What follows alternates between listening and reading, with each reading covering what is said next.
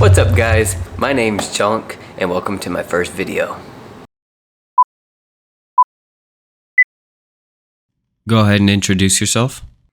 Hello, my name is villager number 815, but you can call me Gerald.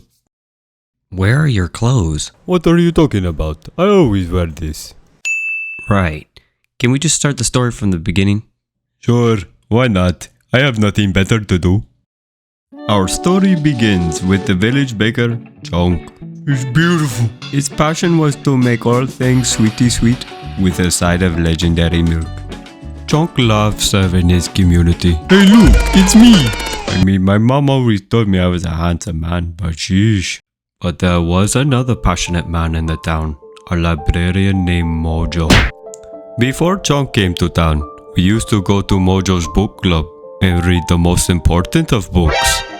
But after everyone tried Chonk's cake and his legendary milk, Mojo and his book club were soon forgotten, which left him very lonely and sad.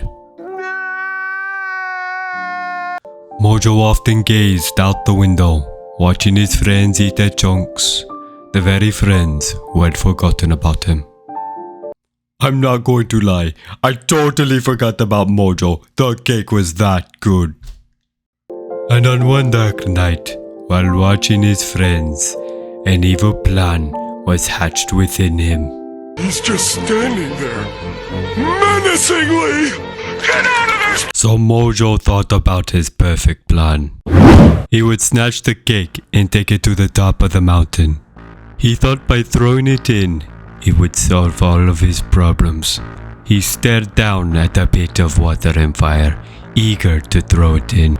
He wanted to savor this moment, the destruction of Chonk's creation. And then he did it! How could you, Mojo? How could you? Excited about his plan, he decided to go to Chonk's.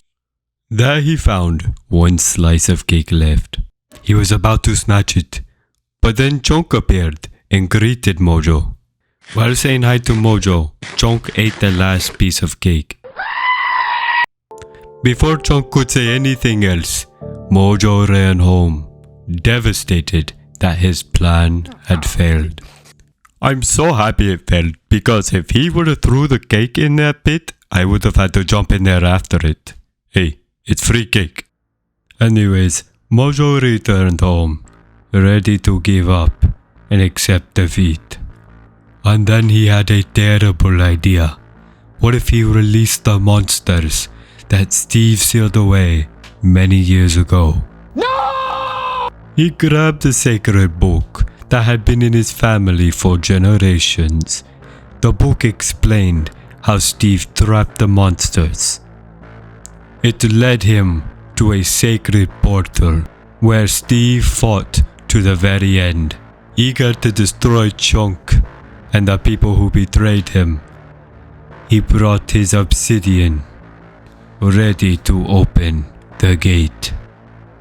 And with all the anger built up in his heart, he lit the portal. Hey, my face is up here. Were you looking at Gerald's cake? Mojo, staring at what he had just created, could hear something. He knew something treacherous was going to be coming from the portal soon, so he decided to leave while he still could. And just as he planned, the monsters from the past were released, and portals all over the land started appearing out of nowhere. And the very monsters that Steve sacrificed himself to trap were back with a vengeance and a taste for cake.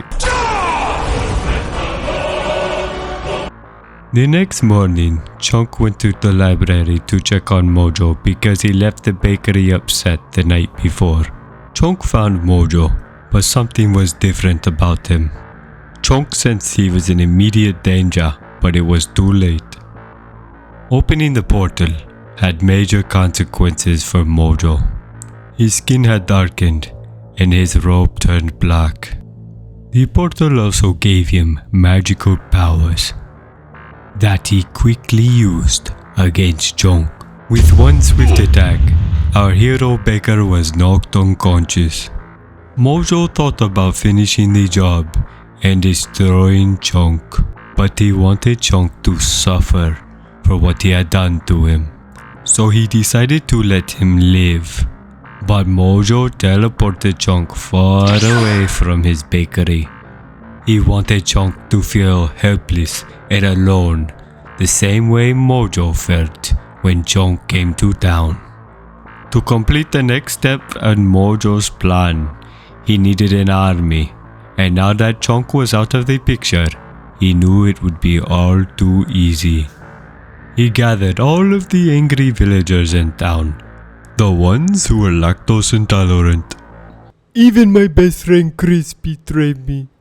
How could you, Chris? How could you? My mom always told me he was a little sus. Mojo's army was spread out all across the land, hunting for other villages and destroying them at all cost. What? With Mojo's army taking over, it seems his plan had succeeded. But many of us villagers have hope that the legendary hero Chonk will return and destroy Mojo and his army.